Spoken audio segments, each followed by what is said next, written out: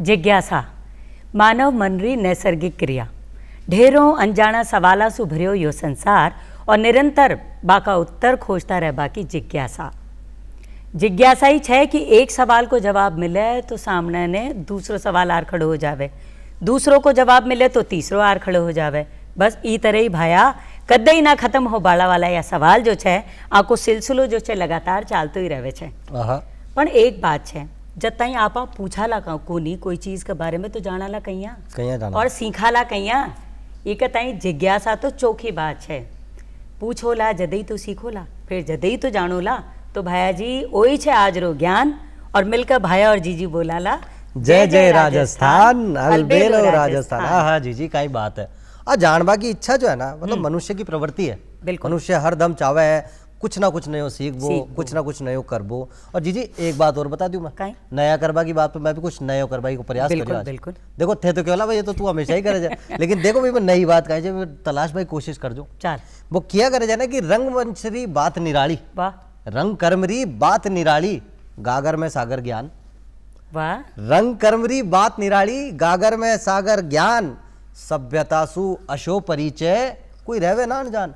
वाह सभ्यतासु अशो परिचय कोई रहवे ना अनजान। और आ लोक कला और रंग कर्म बनावे संस्कृति ने महान। और आपा काई केवा जय जय राजस्थान, अलबेलो राजस्थान। और आए हमारे सागे हमारी प्यारी जीजी अनीता प्रधान। और ओ छे मारो नटखट भाइयो ते तो जानो ही छो अजहर। तो पर भाया एक सेकंड देखो मैं पहले थाने बता दूं, मन ज्ञात सूत्र से कुछ तो पतो पड़ियो जा आज कहीं। देखो थे खुद अति अच्छी नृत्यांगना छो और थे मतलब कला प्रेमी भी छो। और मैं यहाँ सुनियो छू कि आज थे कुछ अशोक अरबाड़ा जो मंच कमाए ने, वो भी अपना आप में निराली बात है। तो पहले मैं था से वो जानबो जाऊँ छू, पहले तो वो बताओ आज कौन सा अपना सागे कशी शख्सियत जो अलबेली सी कोई शख्सियत मैं सुनियो यार जो तुम्हारे बारे में बोल रही हो ना, मारे से अत्ता अत्ता अत्ता अत्ता अत्ता ऊंचा। अरे हाँ अच्छी शख्सियत आज हमारे अंडे बिराजी है अपना राजस्थान का या अलबेला राजस्थान का मंच में। अरे वाह ब कहीं देख एक एक कर गिन जो बै रिया पूर्व RAS, वह कला साधक भी, कला मर्मज्ञ भी रहा, रंगकर्मी भी रहा, निर्देशक, डायरेक्टर, राइटर, कहीं कहीं बताऊं भाया तो पहली चल। हाँ और उनसे जो महान विभूति आपने राजस्थान रही हिंदुस्तान रही डॉक्टर पंडित स्वर्गीय श्री हरिराम आचार्य जी, माँ का सुपुत्र। अरे वाह श्री राजीव आचार्य जी तो स्वागत करा आप घणो घणो स्वागत अलबेलो राजस्थान में। बहुत बहुत आभार। और राजीव सा थाको तो घर को नाम भी तो चोखो है ना, और तो यूनिक है पर्णकुटी। तो बिने भी जानवा को प्रयास तो करांगा, लेकिन सहसु पहला था से ओ जानबो चावा। देखो कला के बारे में कियो जावे है कि कला ऐसी चीज है यहाँ क्या करे कि कोई जन्मजात तो मिले को नहीं, लेकिन कुछ लोग अत्ता भाग्यशाली रहा करे कि वह विरासत में जरूर मिल जावे। और थाने भी विरासत में मिली। तो था से सबसे पहले वही जानबो चावा जो कला थाने विरासत में मिली या वह कला से मुलाकात किया हुई था कि जबानी जानवा को प्रयास करा। देखो जी मैं पैदा होयो ऐसे घर में जटे सुबह भजन से शुरुआत होती थी कीर्तन से शुरुआत होती थी। दिन में कोई पिताजी कविता लिख रहा है तो कविता पाठ कानों में पढ़ता था। पचे दिन ढलते ढलते कोई ना कोई ऐसी कोई गतिविधि हो ही जाती थी जिसके रो कला से सीधो सीधो संबंध होता था। वाह।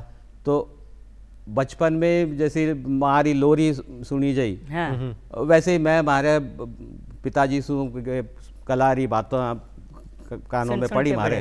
और धीरे धीरे फिर बड़ा होता गया और थोड़ा शौक बढ़तो गयो और संगीत अंदर घुसतो गयो। तो व्यक्तित्व ऐसे ही बन गयो। तो जी एक देखो मौको है, दस्तूर है, और सर खुद भी कह रहा है कि भजन से शुरुआत होती। आज ये मंच पे भी भजन से शुरुआत करा कहीं शुरुआत कर ही लिया सर से। कोई दो लाइन थे सुना वो चाहो। अब यूँ तो एकदम से पूछ लियो तो भजन तो अबार तो मैं एक बार याद कर लूँ पछे शुरुआत था कि मर्जी, क्योंकि एकदम से भजन दिमाग में आयो नहीं। अच्छा आजकल जीवन की आपाधापी में आदमी भजन भूल गया है। दिक्कत यही आ रही है। नहीं तो भजन मैं तो गीत भी लिखा, भजन भी लिखा, अति सुंदर सुंदर रचनाएं लिखी, कहीं तो हिंदी में कहीं तो संस्कृत में। लैंग्वेज पे बाको भी जो कमांड रहे हो और उनके पाछे आपको भी जो कमांड रहे हो बी की तो बात ही निराली है। तो संस्कृत की कोई भजन या भजन संस्कृत में उर्दू रे एक मुक्तक सुना दूं। हाँ। अरे वाह। मतलब हिंदी उर्दू रो मिक्स है। हाँ। स्वागत सर था को। हम दर्द के आशिक हैं तो वाणी के पुजारी, आहा, हम दर्द के आशिक हैं तो वाणी के पुजारी, हम ही से तो पुरनूर है हर तम की अटारी। ऐसे हैं दीवाने के खजानों से न बहले, ऐसे हैं दीवाने के खजानों से न बहले, जिस दर पे मिले प्यार उसी दर के भिखारी। वाह वाह वाह वाह। जिस दर पे मिले प्यार उसी दर के भिखारी। क्या बात है यार। जी एक बात हमारे में उनमें की हाँ। वो किया करा है ना कि मैं फकीर ऊंचे दर का मेरे कासे में समंदर, मैं फकीर ऊंचे दर का मेरे कासे में समंदर, मुझ में बसती है वो तसल्ली जिससे महरूम था सिकंदर। क्या बात है। वो थाना वाह, देखकर तो वाह। सर अच्छी बात नजर आई कि इतना सारा सर का जो मतलब पहलू जी की बात करा आपा, व्यक्तित्व का इतना पहलू है बिग मायने, वो जो संगीत वाली बात है और तो जी मतलब मजो ही आगो चार चांद तो लगा। आज री जो खास शुरुआत हुई है ना भाया, हाँ। बिना मेंटेन रखा हाँ। आगाड़ी भी, तो तो आज आज री जो खास बात है पहली बार भी सुन लिया आप। सुन लिया। तो चलो सुन। आज भी कहीं है खास बात।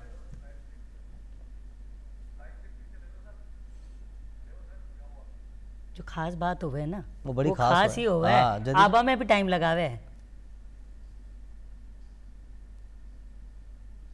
अब ये देखो जी 6 नवंबर को इतिहास है बड़ो महत्वपूर्ण मानो गयो है। 1913 में जो दमनकारी नीतियां आई ना हाँ। साउथ अफ्रीका का माए विगत आई महात्मा गांधी जी दक्षिण अफ्रीका में रंगभेद की नीतियों के खिलाफ द ग्रेट मार्च का नेतृत्व किया और था। 2037 पुरुष 57 महिला हाँ। और टाबर सही ये बात सब है। मिलके करे। 1943 में 6 नवंबर को ही द्वितीय विश्व युद्ध के दौरान जापान ने अंडमान और निकोबार द्वीप समूहों को नेताजी सुभाष चंद्र बोस को सौंप दिया गया था। देखो कई हाँ, बात तो है। ऐतिहासिक रूप से देखी जाए, हाँ। दृष्टिकोण से देखी जाए तो 6 नवंबर की तारीख है ना हाँ। बड़ी खास है साहब। हाँ। और देखो एक बात और है, नस्ल भेदी रंग भेदी जो दमनकारी नीतियां आई ना माँ के खिलाफ खड़ो होबो और अति लंबी मार्च निकालबो, अब बहुत बड़ी बात ही जदी तो वह मतलब महात्मा की उपाधि जो दी गई ना, जी और ये देखो वह पूरी तरह से न्याय संगत बात है। बिल्कुल छे। बहुत बड़ी बात है। हाँ। अच्छा पाचे जी आ जाओ अपना आज की शख्सियत के ऊपर बात करा अपन। तो सर अति सारी था का व्यक्तित्व का पहलू और अति बड़ी वो कहे ना कि अति बड़ा दरख्त अति बड़ा पेड़ की शाखा थे, क्योंकि स्वर्गीय हरिराम आचार्य साहब मतलब अपने आप में कोई बने किया जावे ना कि कोई तरह का परिचय का मोहताज ही को नहीं बे।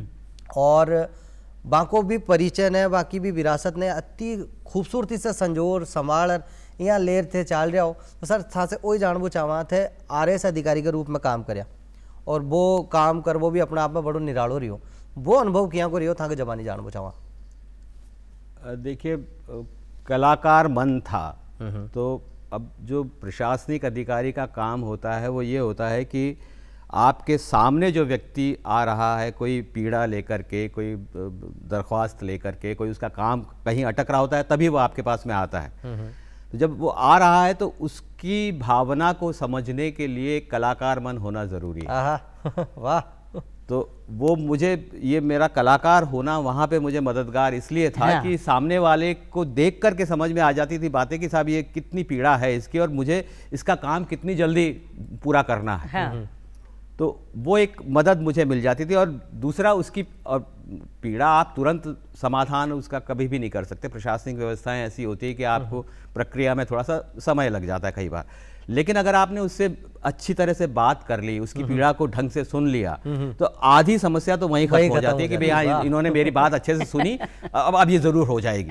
तो ये विश्वास लेकर के अगर वो घर जाएगा तो वो समस्या अपने आप सुलझ भी जाएगी। हाँ। तो आधे सुनने से ही उसका आधा बोझ तो यहीं कम आधो बोझ होगा। भी यहीं कम हो हैं? जाए। और एक खास बात पना और हाँ। याद आई तो सर को व्यक्तित्व भी अशोई है हाँ। कि एक ही सफ में खड़े हो गए महमूद और अयाज, ना फिर कोई बंदा रहा ना कोई बंदा नवाज। और मतलब अच्छी बात है, और प्रशासनिक अधिकारी का तौर पर भी, हाँ। और जो छोटा बड़ा पद पे जितना भी सरकारी सेवा में कार्यरत लोग है ना, आगे तो बड़ी खूबसूरत बात है कि कोई था कारण कोई अरदास ले रहा है, कोई दरख्वास्त ले रहा है, तो 50% या 50% तो भी की बात है, सुन लो ना, बट है वो समस्या को समाधान भाई मिल जावे। डॉक्टर को मर्ज है या डॉक्टर 400 बात कर ले तो मरीज आदो ठीक हो जावे छे। पर भैया रंगकर्मी जो थिएटर वाला छे उनकी एक खास बात और होवे छे, बकाई जो मतलब आशा जो लोग आवे छे तो ऐ भी समझ जाए छे कि वो नौटंकी कर रहे छे। अच्छा ऐसी बात को ने तो सर जो ये रंगकर्मी री यात्रा शुरू हुई थे, हिंदी नाटक ने चुनिया, पाछे थे संस्कृत नाटक ने भी चुनिया, तो कईया मतलब रंगकर्मी री कईया शुरुआत हुई और पहलो नाटक अशोक कुणसो थे करया। शुरुआत तो मेरी हुई थी संगीत से। हाँ। स्कूल में हर स्कूल में एक प्रार्थना सभा शुरू में होती है। तो प्रार्थना सभा में कुछ 2-3 बच्चे आगे खड़े होते हैं और बाकी लोग उनकी प्रार्थना को रिपीट करते हैं। या हम जिस स्कूल में पढ़े थे वहाँ सिर्फ प्रार्थना नहीं होती थी, वहाँ पे कुछ हफ्ते का गीत जैसा भी होता था, महीने का गीत जैसा भी होता था। तो मुझे लगता था कि ये 3 बच्चे क्यों गा रहे हैं, मैं क्यों नहीं गाऊं। सामने की तरफ रहते हुए मुझे ये कई बार महसूस हुआ। तो फिर मैंने भी जाकर के हमारे जो गुरुजी थे उनसे कहा, साहब मैं भी उसमें शामिल होना चाहता हूँ। उनका तुमको आता है गाना? मैं कहा साहब कोशिश कर सकता हूँ। कोशिश की, उनको पसंद आ गया। तो अगली बार वो उन 3 बच्चों में एक मैं भी था। तो इस तरह से वो स्कूल की संगीत मंडली में शामिल हो गए। फिर वो जो स्कूलों की प्रतियोगिताएं होती हैं, एक दूसरे स्कूलों के साथ में ऐसे समारोह होते हैं, तो उसमें फिर वहाँ शिरकत करने का मौका मिला। धीरे धीरे फिर वो संगीत का बढ़ता चला गया। तो एक जो संगीत के लिए हमें विशेष छूट दे दी जाती थी कि साहब अभी प्रतियोगिता में तैयारी कर रहे हैं तो अभी इसको क्लास से छुट्टी दे दो। तो एक वो भी एक अलग सुख मिलता था कि हाँ देखो हम थोड़े कोई अलग हम और बच्चों से थोड़े अलग हो गए। बचपना को तो आलम यही करे, पढ़ाई से भी पीछे छूट जाओ थोड़े करो। फिर जब स्कूल छूटा, फिर उसके बाद में जब कॉलेज में आए तो वहाँ तो कोई ऐसी संगीत मंडली थी नहीं। लेकिन तब ऐसा लगा कि भाई गाना तो ठीक है गा ही रहे हैं, लेकिन कुछ और भी इसमें प्रयोग किए जाए। तो वहाँ पे एक कोई समर कैंप सा कुछ लगा था कॉलेज में, उसमें नाटक की भी क्लासेस होती थी।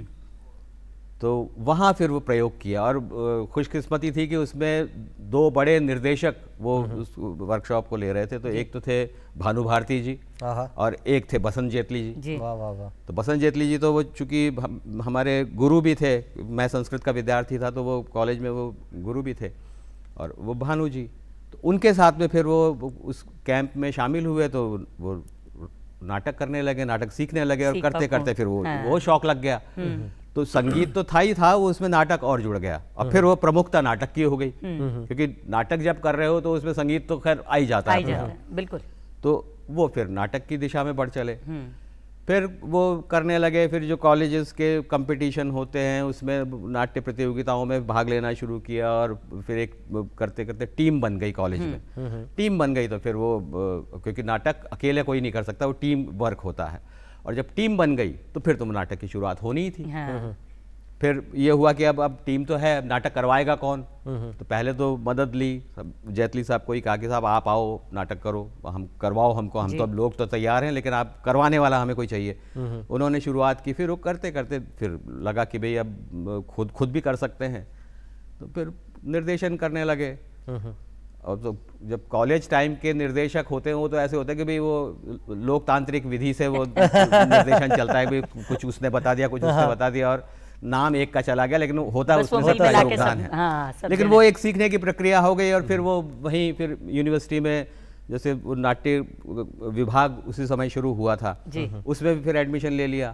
तो वहाँ फिर थोड़ा विधिवत नाटक सीखने का मौका मिला। और नाटक के पीछे के जो अंग होते हैं, भाई लाइट्स कैसे करें, सेट कैसे बनाएं, कॉस्ट्यूम को कैसे करें, वो चीज़ें भी सीख ली। तो फिर थोड़ा सा कॉन्फिडेंस भी बढ़ गया। कोर्स करने के बाद में एक विधिवत ट्रेनिंग हो गई, तो थोड़ा उसमें परिमार्जन भी हो गया। तो फिर निर्देशन का काम शुरू कर दिया। मतलब देखो जी कितनी सहजता से बता दिया बात। मतलब एक एक काम ने अगर ते कर बजाओ ना तो अब तो मुश्किल है, लेकिन थे एक वाक्य में सुन लिया कि निर्देशन में सीख गया, उसके बाद मैंने कर लिया। भैया नाटक की खास बात है, जब थे नाटक करवाने जाओ छो तो थे एक चीज नाटक ही करबो कौन सीखो, मतलब खाली एक्टिंग कौन सीखो ते सब सीखो छो। जब जाओ छो ना आपकी क्लास ने थे साफ भी करो छो, झाड़ू लगाओ छो, बिना साफ करो छो, पानी भी भरो छो, भगवान जी की मूर्ति छे तो उनका आगे अगरबत्ती भी करो छो, फिर गाबा वाली तो गा भी रहा छे, बजा भी रहा छे, फिर नाच भी रहा छे, एक्टिंग बीके सागे सागे कॉस्ट्यूम डिस्कस करे छे, तू कुणसी पहरेलो, ओ राजा छे तो ओ कुणसी पहरेलो, प्रजा कुणसी पहरेली, तो वो भी बहुत सारी जो चीजा छे वो भी होवे छे। अच्छा तो जी खाली- जी हाँ देखो थे तो इतनी खूबसूरत और सुंदर सुंदर बात बता रहा जो हाँ, पण मार कोई कने मैसेज मैसेज आगो, आयो हाँ। तो मैं मैसेज देख लिया पहले कौन का जो और राजीव शाह का ताई आयो जे अच्छा तो फिर तो तो सुनो ए तो देखेला ही देखेला हाँ। आके ताई तो सरप्राइज छे ही जे तो वो अपनी बात में कहीं कह रहा अपनी है, बात वो भी में सुना। सुन लिया जा आ जाओ।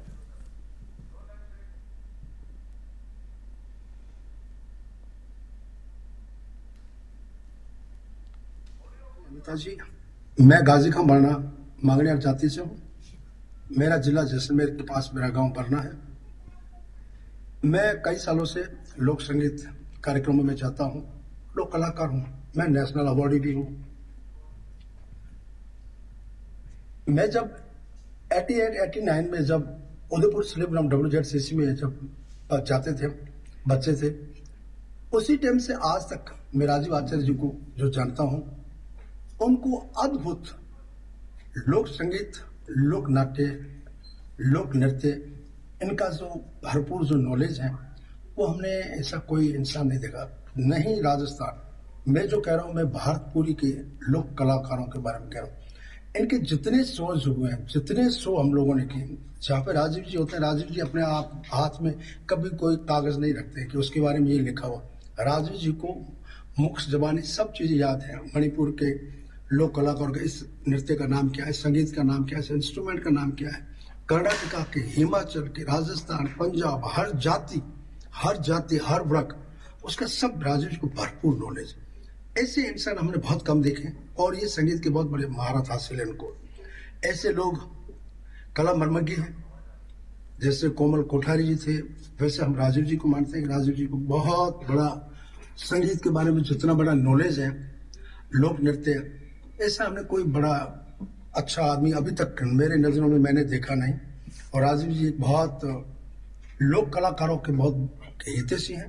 लोक कलाकार की जितनी पारंपरिक चीजें हैं वो उनको सुनने का बहुत शौक है। और जहाँ पे राजीव जी होते हैं, लोक कलाकार का जो ट्रेडिशनल है वो ही प्रेजेंट करवाना चाहते हैं कि वो ही प्रेजेंट करो, वो आपका असली चीज है।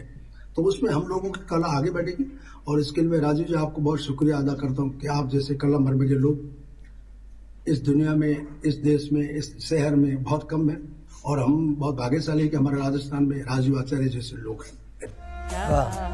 सतीश चोखी बात कही है। और खुद लोग गायक, खुद जो गाजी खां साहब हाँ। खुद बहुत पूरी दुनिया जाने में माने, नाम है आपको। बिल्कुल आपको नाम गाजी है। खां साहब। और मैं खुद कह रहा है तो मतलब बात में तो नहीं, वजह जो भारतीय संस्कृति की बात की है, आप इतना बड़ा बड़ा फेस्टिवल कराया उदयपुर में भी अठे आपने जवाहर कला केंद्र में भी जदा पहा पण भाई जो अबार एक फेस्टिवल गयो अतो बड़ो जो राजस्थान को कहीं अब तो हिंदुस्तान की पहचान से लोक रंग तो लोक रंग के जरिए मैं राजीव जी सर से मिली और जुड़ी भी। मैं एक खास बात जो हमारे मन को छू गई, वो जब कंडक्ट करे, जब कंपेयर करे पूरा प्रोग्राम ने होस्ट करे, एक तो एक लो आदमी और हजारा की भीड़। हाँ, और भी मैं भी खास बात कहीं भाई कहीं जैया आज तो राजस्थान की ड्रेस पहन आप आया है स्टेज पर और राजस्थान पूरा राजस्थान ही बना दिया।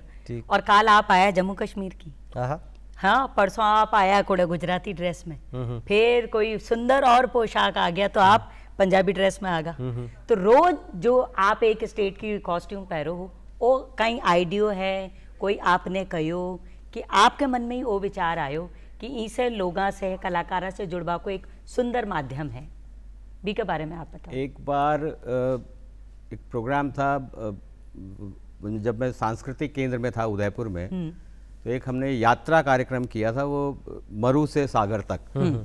तो वो राजस्थान से शुरू हुआ था और गोवा में जाके ख़त्म हुआ था। और उसमें हर दिन हम एक शहर में प्रोग्राम करते, प्रोग्राम खत्म होता, वहाँ से झोली डंडा उठाते, अगले शहर जाते, वहाँ पे फिर स्टेज सजाते, वहाँ प्रोग्राम करते, फिर वहाँ से उठते, फिर आगे जाते। तो अब वो उसमें सामान्यतः ऐसे होता है कि भाई थोड़ा सा पारंपरिक वेश होना चाहिए, क्योंकि लोक संस्कृति की हम बात कर रहे हैं, तो उसमें पारंपरिक वेश में रहे तो कुर्ता पजामा पहन करके वो करते थे।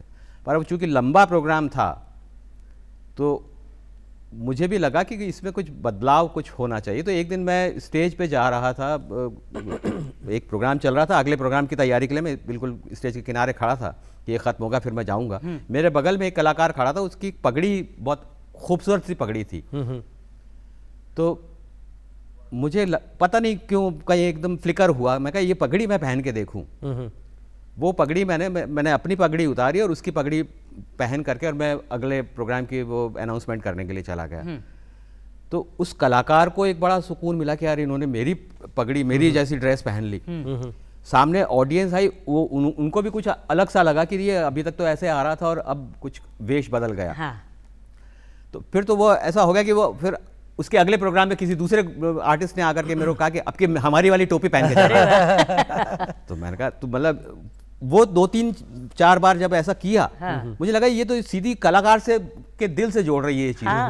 क्योंकि जब पहले की मैंने पहनी तब कोई रिएक्शन न कलाकार का था न मेरा था, ठीक है आप पहन लिया। लेकिन वो जब मैं वापस आया तो अगले कलाकार के मन में आया कि ये मेरी क्यों नहीं पहनी। तो उसने फिर कहा, उसके बाद में एक तीसरा ग्रुप आया कि साहब अब के हमारी एक अलग तरह की वो टोपी है, वो पहनो। वो फिर सिलसिला धीरे धीरे शुरू हुआ। तो जब प्रोग्राम के बाद में जब बात कर रहे थे तो एक आदमी ने शिकायत भी कर दी कि सर आज आपने हमारी तो नहीं पहनी, उनकी तो पहन ली। मैंने तब मुझे महसूस हुआ कि भाई ये चीज मुझे कलाकार से सीधा दिल से जोड़ेगी। वाह। तो मैंने कहा भाई अब खाली टोपी वोपी से काम नहीं चलेगा, मैं तो पूरी ड्रेस पहनूंगा। हाँ। वाह वाह वाह। तो अगले दिन जब हम प्रोग्राम कर रहे थे तो वो मैंने कहा भाई अब आज ये वाले ग्रुप की मैं पूरी कॉस्ट्यूम पहनूं। उन्होंने व्यवस्था की, साहब जोड़ जुगाड़ करके किसी तरह से पूरी कॉस्ट्यूम मेरे लिए उपलब्ध करा दी। वो पहनी तो ऑडियंस को लगा कि देखो ये जो अनाउंसमेंट करने आ रहा है वो कोई अलग व्यक्ति नहीं है, वो इन्हीं में से कोई एक ऐसा लग रहा है कि कलाकार ही कोई अनाउंसमेंट करने के लिए आ रहा है। तो उस पूरे दल का एक हिस्सा बन गया मैं। अब तक मैं वो अधिकारी के रूप में उस अनाउंसमेंट कर रहा था, अब मैं उस कलाकार के रूप में अनाउंसमेंट मेरा महसूस होने लगा। तो जनता से जुड़ाव बना, कलाकारों से मेरा जुड़ाव बना। धीरे धीरे जब ये होने लगा तो अब तो मतलब वो लोग जानने लगे, और जो कलाकार पहले भी मेरे साथ में काम कर चुके थे तो वो तो पहले से व्यवस्था करके लाते थे कि ये इनके लिए अब एक ड्रेस एक्स्ट्रा लेके चलेंगे। कि सर हमारी तो पहनी नहीं है आपने। तो नहीं भी कल पहनूंगा। तो वो हो गया। और दूसरा फायदा मुझे ये हुआ कि वो कलाकारों के साथ में मेरा एक जुड़ाव ऐसा बना। कई बार जैसे कोई नया दल मिलता है जिसके बारे में मैं नहीं जानता कि साहब तो स्वाभाविक है कि भाई प्रोग्राम से पहले आप उससे बातचीत करते हो, भाई ये आपका नृत्य कहाँ होता है, कौन से अवसर पे होता है, कौन लोग करते हैं, ये जानकारी तो ली जाती है। पर वो जब कलाकारों से आत्मिक जुड़ाव बना, दिल से जुड़ाव बना, तो कुछ बातें मुझे ऐसी भी पता लग जाती थी जो वो सामान्यतः किसी और को नहीं बताएंगे। तो वो मुझे वहाँ अनाउंसमेंट करने में, उस प्रोग्राम के बारे में बताने में ज्यादा मददगार होती थी। इस तरह से थोड़ा सा विस्तार बन गया। देखो कई लोक रंग की बात थे कर रहा हो, और देखो कितनी खूबसूरत बात बताई सर कि एक तो सूत्रधार हो वो, और सूत्रधार हुआ में भी कलाकार हो वो। आज देखो सोना पर सुहागो है। और इनमें एक चीज और, मैं एक बहुत देखो पूरा देश का भिन्न भिन्न राज्य से पूरा हिंदुस्तान का जो कल्चर का रंग है वो अंडे देखबाने मिले छे। जदी तो कहवे छे लोक रंग लोगा द्वारा, लोगा के लिए, लोगा के बीच में। और फिर राजीव जी सर जी बोले छे तो अहिया जोड़ देवे छे बिल्कुल। और एक अब भूमिका भी बहुत अहम भी हो जावे है। और इका सागे सागे वो किया करे ना सर, नाट्य शैली की अगर बात करा या जो लोक रंग बिखरवा की बात करा, आज से देख पा रहे हो पीछे वे दर्शक जो है खूब तालियां बजा रहा है, खूब खुश हो रहा है, खूब राजी हो रहा है। आज जो जुड़ाव की बात थे करे, वो जुड़ाव वो ही सबसे सहसु बड़ी बात है। लोगों ने एक दूसरा से जोड़बो। और ये कताई अपना लोक रंग की एक खास बात आ भी है कि आपने जो भिन्न भिन्न प्रकार के वो किया करे ना कि किस्म किस्म के फूलों से सजाए गुलिस्तान देखा है, तुम उन्हें जाकर कह देना मैंने अपनी आंखों से हिंदुस्तान देखा है। तो भाई हिंदुस्तान की एक पहचान है। और भी पहचान के ताई भी सर थे एक नवाचार करया कि जशो देश वशो वेश भी से अच्छी बात होगी नहीं सके। और एक और खास बात कि जो लुप्त हो रही है कई अपनी संस्कृति का कई रंग ऐसा है, डांस में ले लो चाहे गीत संगीत में ले लो, कई जो है लुप्त हो रहा है। आप आने ढूंढर मतलब डॉक्यूमेंटेशन को भी आप जो काम करया, जैसलमेर बाड़मेर साइड में आज से जुड़े ही रहो, कई ऐसी संस्कृति के रंग आप ढूंढ कर लाए लोक कला के। और बिल्कुल बेकस आगे एक बात और मैं जो सर से पूछबो भी चाहूँ और मैं चाहूँ दर्शकों ने भी बात की जानकारी है। कुछ अशी बाता कुछ अशा तत्व जो ज्या जीजी बता रही थी ना लुप्त होवा के कगार पे है या आपा मतलब लगभग भूल सा गा लोग हाँ जिया थे वो 16 संस्कार की बात थे बताया माना बेकस आगे से आगे जिया स्वास्थ्य को एक प्रतीक है हाँ। वो प्रतीक क्यों है बीकी काई भी कोई इतिहास है काई है सब एक सारी की सारी बातें थे संजोर और एक था के डॉक्यूमेंटेशन की तरह हाँ। ताकि शॉर्ट फिल्म भी आया करे बी का मायने थे लेकर आओ लोग आगे ताई सर आज मैं भी चाहूंगा कि मंच का माध्यम से पहली तो हाँ पहले तो माने भी थे बताओ और मगर दर्शक नहीं बताओ जब सांस्कृतिक केंद्र में ज्वाइन किया था मैंने तो बिल्कुल मेरी नई नई नौकरी थी ऐसे ही 28-30 साल का लड़का ही था मैं वहाँ पे मुझे जिम्मेदारी मिली कि साहब अब ये कार्यक्रम अधिकारी के रूप में कि साहब 4 स्टेट उसके अंडर में आते थे राजस्थान गुजरात महाराष्ट्र और गोवा तो कि वो और चूँकि सांस्कृतिक केंद्र नए नए बने थे तो वहाँ पे कलाकारों की एनलिस्टिंग ज़रूरी थी डॉक्यूमेंटेशन ज़रूरी था नई नई कलाएं कौन कौन सी हैं क्योंकि वो एक शुरुआती दौर था सांस्कृतिक केंद्रों का तो हमें फिर सर्वे के लिए हम लोग निकले तो जैसलमेर बाड़मेर जोधपुर और ये पूरा जो मारवाड़ वाला इलाका है पश्चिमी राजस्थान का तो हम 3 लोगों की एक टीम थी हम लोग वहाँ गए तो उन दिनों में ये बांगड़ियार गायकी बहुत ज़्यादा ऐसी प्रचलन में नहीं थी ठीक है लोग जानते थे जो संगीत से जुड़े हुए लोग थे वो जानते थे कि भाई यहाँ एक लंगा और बांगड़ियारी 2 जातियाँ ऐसी हैं जो पश्चिमी राजस्थान में अपने जजमानों के लिए गा रही हैं लेकिन अब वो जजमानी प्रथा तो धीरे धीरे ख़त्म हो गई तो अब वो उनके लिए भी एक संकट था कि भाई ये अब सुनेगा कौन और सुन भी लेगा तो हमें हमारी जीविका कैसे चलेगी तो क्योंकि पहले तो जजमान उनको संभालते थे तो उसमें कुछ बच्चे फिर वो इधर उधर दूसरे कामों में लगने लग गए थे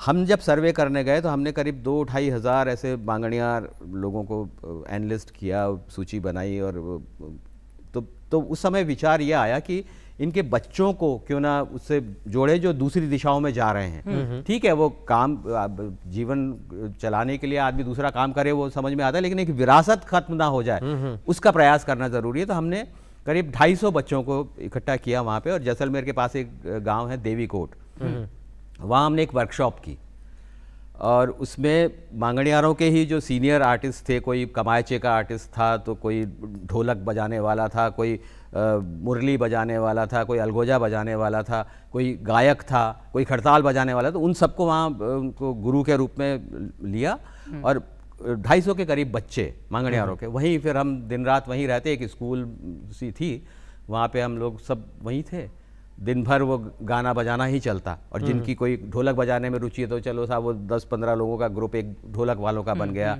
कुछ कमायचे वालों का बन गया इस बहाने हमें पता लगा कि कमायचे भी बनने बंद हो गए हैं तो वो कमायचे बनाने वाले को भी वहाँ पे फिर बुलाया कि भाई कुछ मतलब ये चीज़ छोड़ो मत वरना ये खत्म हो जाएगी तो वो एक जो 15-20 दिन की एक वर्कशॉप हुई उसमें एक माहौल बना और वहाँ से जब हम वापस आए उसकी रिपोर्ट हमने वहाँ ऑफिस में पेश की कि साहब ऐसे ऐसे इतने कलाकार मिले हैं और इस तरह की वर्कशॉप हमने की है उसी दरमियान जो दिल्ली में एक रिपब्लिक डे परेड होती है उसमें फौजी जाते हैं हमारे सैनिक भाई उनकी वो परेड होती है लेकिन साथ में कुछ स्कूलों के बच्चे भी उसमें जाया करते हैं जी पर ज़्यादातर वो बच्चे दिल्ली और आसपास के वो स्कूलों के बच्चे होते थे वो उस बार हमें एक जिम्मेदारी मिली पश्चिम क्षेत्र सांस्कृतिक केंद्र को कि साहब ये इसमें आपकी तरफ से भी बच्चे आने चाहिए तो अब एक जैसे आम परंपरा तो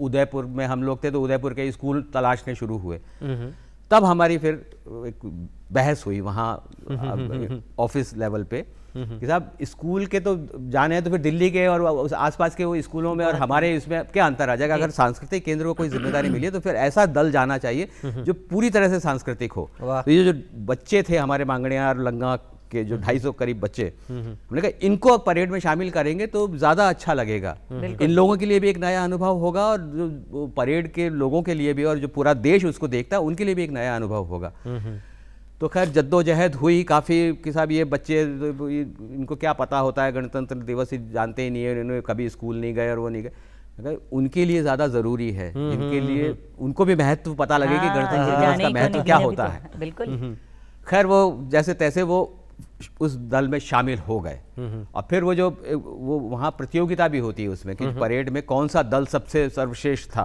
तो बच्चों के जो जितने दल थे उसमें फिर हमारा ये मांगणियार लंगा बच्चों का दल फर्स्ट आया और उसको बाकायदा राष्ट्रीय स्तर पे उसको सम्मानित किया गया, पुरस्कृत किया गया। तो फिर परिपाटी चल पड़ी। और उसके बाद से अब वो दिन मतलब ये 93 की परेड की बात मैं कर रहा हूँ। उसके बाद में हर साल सांस्कृतिक केंद्र का कोई ना कोई सांस्कृतिक दल उस परेड का हिस्सा होता ही है। तो एक ही शुरुआत हो गई उस बहाने। जी जी, कई बात है, मतलब वो तो अपना आप में बड़ी खूबसूरत बात है। अरे सोने पर कि एक तरफ तो थे भागीदारी भी कौन हो पा रही और दूसरी तरफ थे प्राइज जीत का, दूसरी तरफ थे सम्मानित होगा। और देखो वो कमाल की बात है। कमाल भाया एक कमाल अंडे भी आ रही है बार बार। अरे मैसेज आ रही हो तो उठा लो फिर। कुछ है जो कहीं कुछ खे बचावे छे और आप बेंगलोर से जुड़ रहा छे। हाँ हिंट तो दे दी कौन छे थे जानो छो तो देख लियो अपनी बात में। अपनी बात में देखा फिर आप।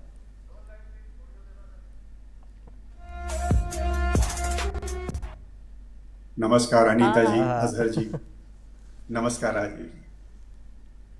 राजीव जी की प्रतिभा का मैं शुरू से ही प्रशंसक रहा हूं, क्योंकि इनका बचपन से ही कला के प्रति बहुत रुझान था।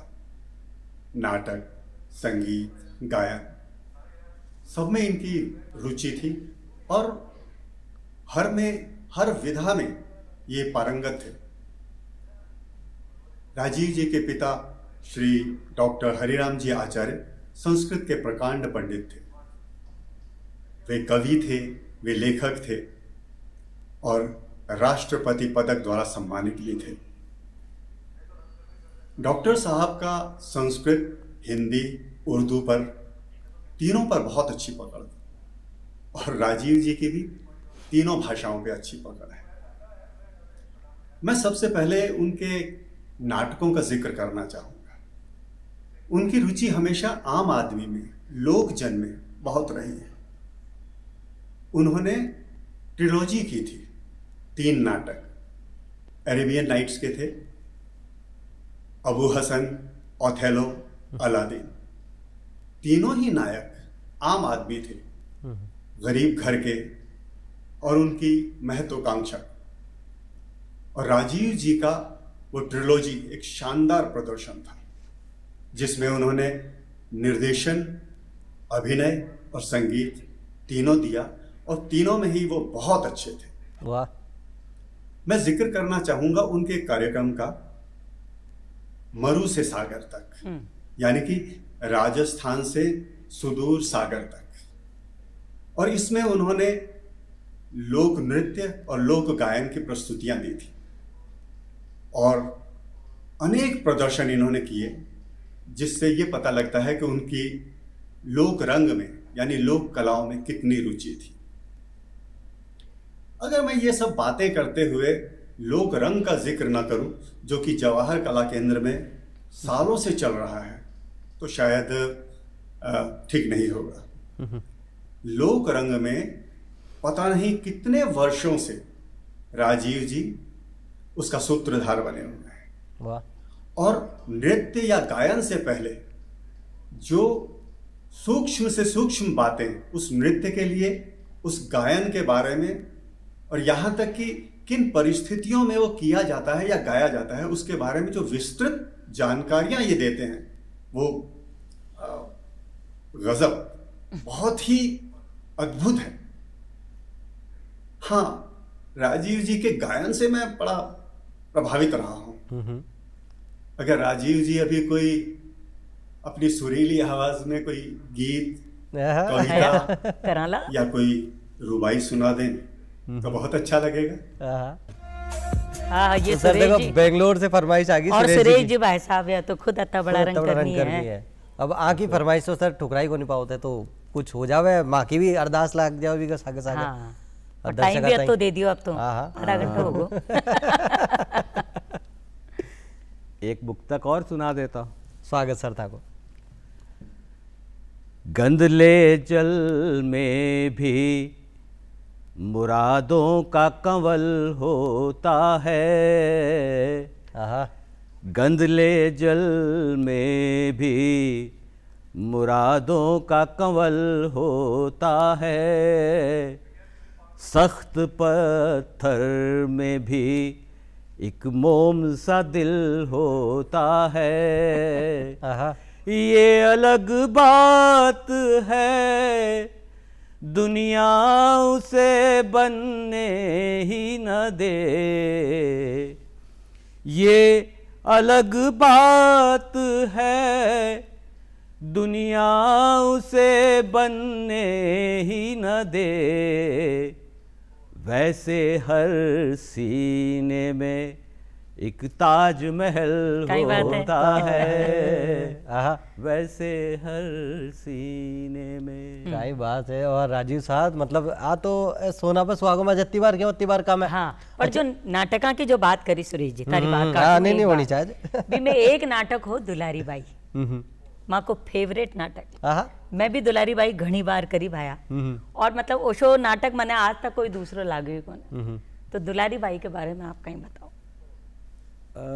दुलारी बाई पहली बार जब हमने किया था तब तो मैं नाट्य विभाग में था और वहाँ पे हम लोगों ने वो किया। तो तब जैसे आपने कहा कि वो आपके दिल के करीब है वो नाटक, तो मुझे भी बड़ा अच्छा लगा। हाँ। और चूंकि उसमें वो 3 लोक कथाएं, हाँ। उनको गूंथ करके वो नाटक बना हुआ है, अति चौकी तैयार भी न लिया। तो हाँ। लोक तो वो मुझे आकर्षित करता रहा है। तो वो हाँ।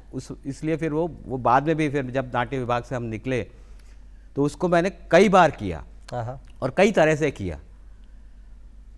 एक जब मैं उदयपुर में था तब वहाँ एक बात चली कि साहब एक नाट्य समारोह किया जाए, लेकिन वहाँ पे हम 4 कार्यक्रम अधिकारी थे। हाँ। तो ये तय हुआ कि चारों कार्यक्रम अधिकारी एक एक नाटक करेंगे।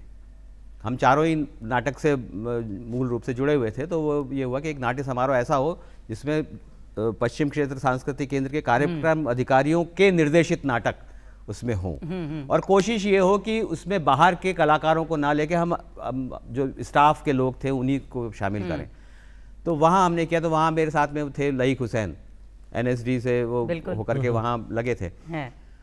मैंने लईक हुसैन से दुलारी बाई का रोल करवाया। आहा, अच्छा। हाँ। ओहो। अब लोग कहें ये भाई कैसे होगा ये, मैं हाँ। कहा नहीं बिल्कुल होगा। हाँ। अभी ये तो लोक नाटक जैसा है, और लोक में हमेशा स्त्री पात्र पुरुष ही किया करते हैं। तो मैंने कहा ये प्रयोग हम क्यों नहीं करें।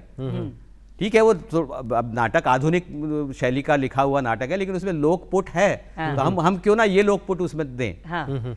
वैसे ही फिर मैंने जयपुर में भी किया था। तब यहाँ पे भी एक लड़के से ही लड़की का रोल करवाया। हालांकि उन दिनों में तब समस्या ये थी कि हमने नाटक शुरू कर दिया, लेकिन दुलारी बाई के रोल के लिए हमें लड़की नहीं मिल रही थी। तब लड़कियां कम आया करती थी नाटकों में, तो बड़ी समस्या होती थी। तो हमने कहा चलो लड़के से ही करवाते हैं। तो इस तरह से वो मतलब किया, तो प्रयोग सफल रहा। और कुछ लोग ऐसे भी थे जिन्होंने आलोचना की, साहब ये ऐसे थोड़ी होता है, कोई आपने लड़के से करवा लिया लड़की का रोल। मैं कहा आप ये देखो कि उसने ढंग से किया या नहीं किया। असल बात नाटक का इम्पैक्ट बना कि नहीं बना, दर्शक के मन में वो मैसेज गया कि नहीं गया जो हम बात बताना चाहते थे।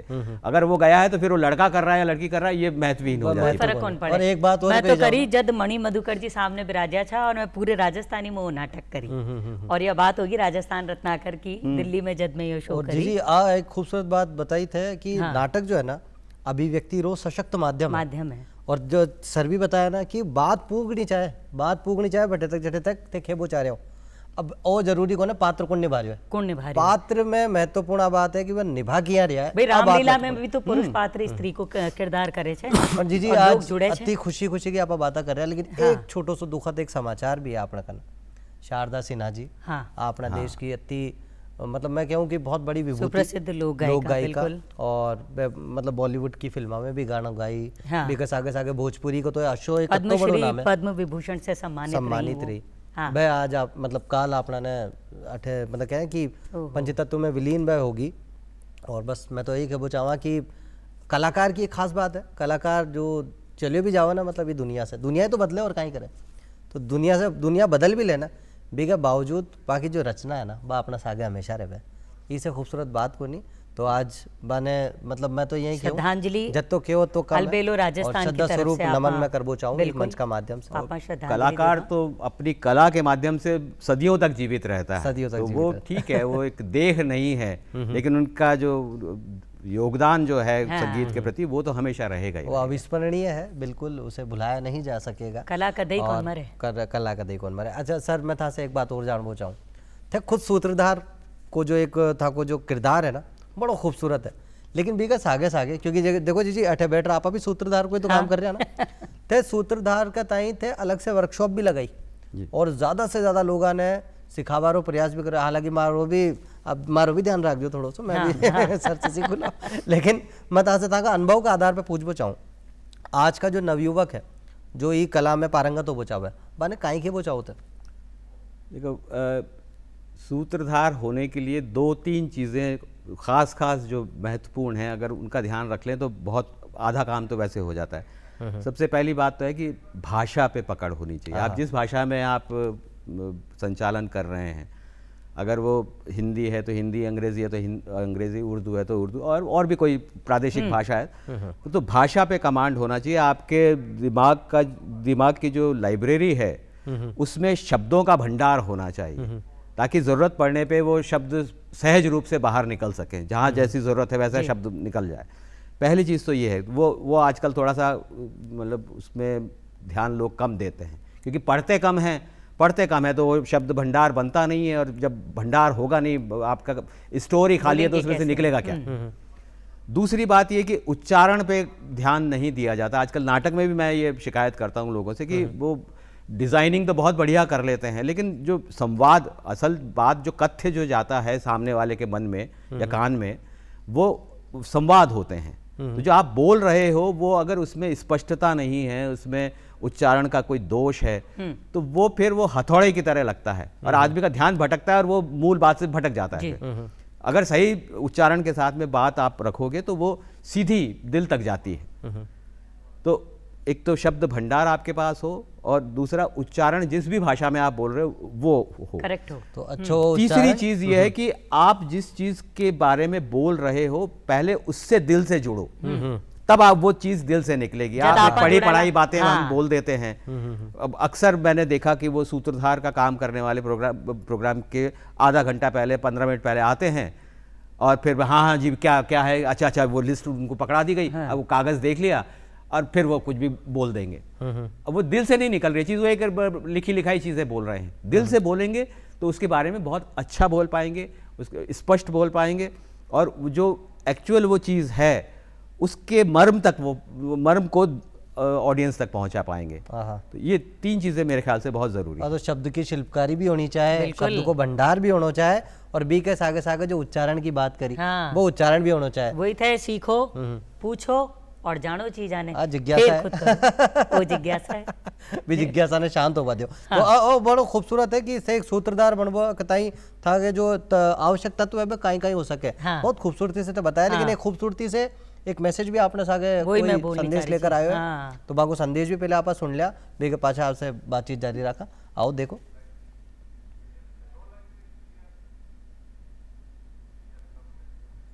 अलका मीणा जी है। अरे तो नाम क्यों बोलियो भैया सरप्राइज। देखो प्रदर्शनी के बारे में बता रही है। 27वें लोकरंग जो जवाहर कला केंद्र द्वारा आयोजित किया गया, उसमें इस बार एक नवाचार के रूप में हमने लोकरंग के रंग एक्टिविटी रखी, जो कि हमने दर्शकों के पार्टिसिपेशन बढ़ाने के मकसद से रखी गई थी। उसमें हमारा था कि जो दर्शकगण लोकरंग देखने आते हैं वो अपनी फ़ोटोग्राफ या स्केचेस हमें दे सकते हैं। इसी क्रम में एक एग्जीबिशन सुकृति गैलरी में हमने रखी है, जिसमें कुल 63 फोटोएं हमें प्राप्त हुई है और 24 स्केचेस हमें प्राप्त हुए हैं। ये सभी दर्शकों के लिए ओपन है, जो सुबह 11 से शाम 7 बजे तक आकर इंटरेस्टेड लोग देख सकते हैं।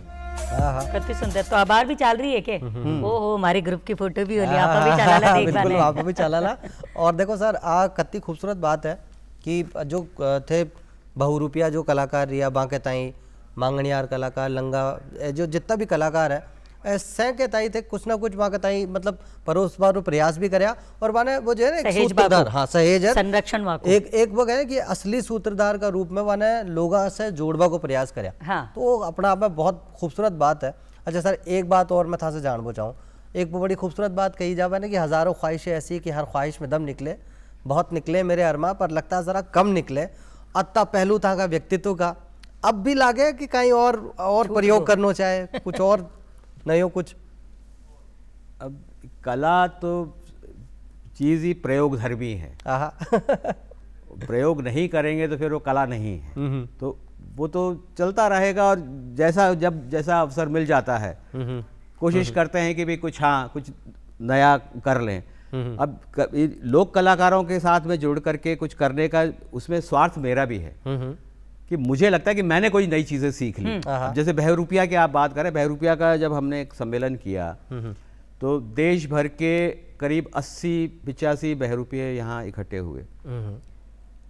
तो उनके साथ में रह करके, उनके साथ में दिन बिता करके और उनके साथ में पूरा प्रोग्राम, और वो कला जो सड़कों पे होती है वो उसको हम मंच पे लेके आते हैं। मंच पे बहरूपिया सामान्यतः नहीं आते हैं, तो वो मंच पे लेकर के बिल्कुल। तो उनसे बहुत कुछ सीखने का मौका मिला, उनके तरह तरह के वेश के बारे में जानने का मौका मिला, वो कैसे कैसे मेकअप के मटेरियल यूज़ कर रहे हैं वो जानने का मौका मिला। और दूसरा कलाकारों से जुड़ाव तो हुआ। तो स्वार्थ मेरा था, ठीक है, वो अब सम्मेलन भले ही किसी का हो गया हो। ऐसे ही एक हमने कार्यक्रम आयोजित किया था लोक वाद्यों के ऊपर। तो उसमें करीब 250 लोक वाद्यों को हमने लिया पूरे देश भर के। उनका अलग अलग वादन भी हुआ, और फिर जब वो कार्यक्रम के समापन पे सारे वाद्यों को एक साथ लेकर के एक सिम्फनी भी बनाई। तो एक अलग तरह का आनंद हुआ। तो उसमें कई नई चीज़ें हमको जानने को मिली, कई नए वाद्य हमको देखने को मिले, सुनने को मिले, जिनके बारे में हम नहीं जानते थे। तो आदमी कुछ भी करता है उसमें थोड़ा बहुत उसका स्वार्थ ये रहता है कि उसको जो उसकी सीखने की ललक है, जो आप जिज्ञासा की बात कर रहे थे, वो जिज्ञासा शांत होने का मौका मिल जाता है जब आप किसी नए उसमें जाते हैं। प्रयोग को योग जीवन में रहना चाहे, बिल्कुल, और एक कलाकार का नहीं तो रहना चाहे, प्रयोग को योग हो वो बहुत जरूरी है। लेकिन जी एक कलाकार आपने साथ कभी जुड़ रहे हैं आप? टीवी में टीवी वहाँ का एक टीवी है, देखो था बताओ आज टीवी में अपनी बात में कहीं कह रहा है जी। तरुण व्यास जी आएगा।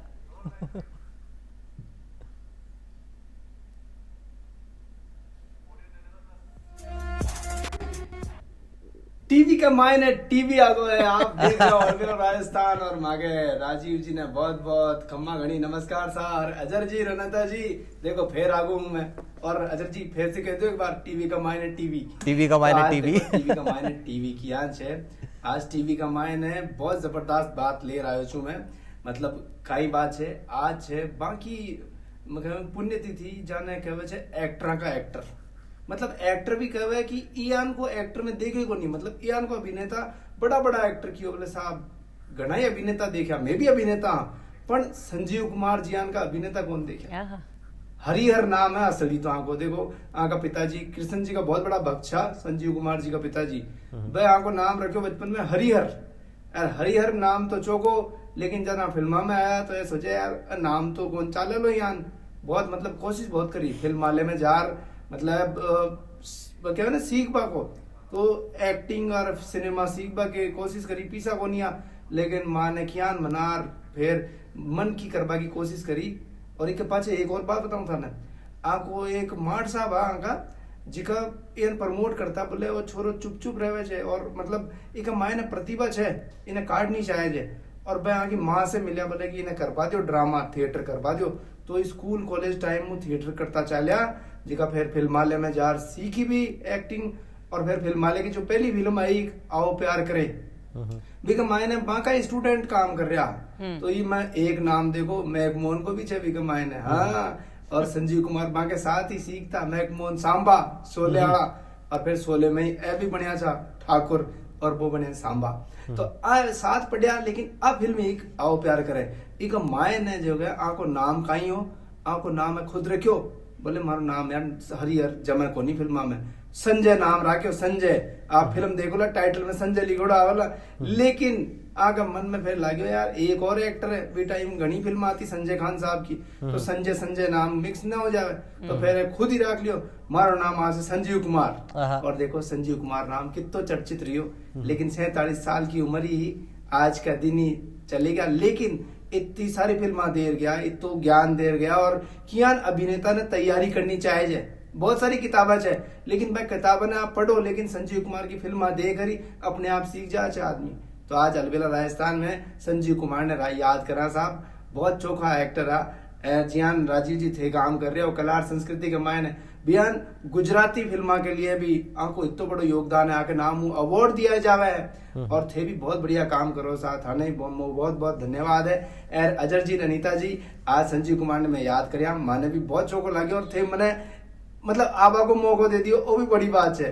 तो टीवी का मायने टीवी यही हाथों रेसी यही ज्ञान देते रेसी, मतलब फिल्म आड़ो क्योंकि बॉलीवुड को रेबाड़ू, बॉलीवुड की बात सुनाऊं छू। तो तरुण व्यास ने दुआ किया। अजर जी अनीता जी धन्यवाद। राजीव जी आगे देखो, आगे कहीं कहीं सवाल आ रहे थे। धन्यवाद साहब। ऐसे मागा टीवी यानी तरुण व्यास जी।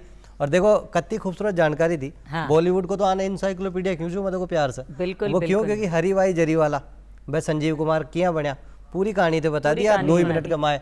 और एक सागे सागे 30 से ज्यादा लगभग वे फिल्म करया। और एक अत्तो बड़ो नाम बागे एक फिल्म रही नया दिन नई रात, 9 किरदार निभाया। और नवरस की अगर बात करूं मैं तो सीधा तौर से वो जो जुड़ाव की बात आप लगातार कर रहे हैं ना, तो देखो कत्तो बड़ो कलाकार और आज बाकी पुण्यतिथि।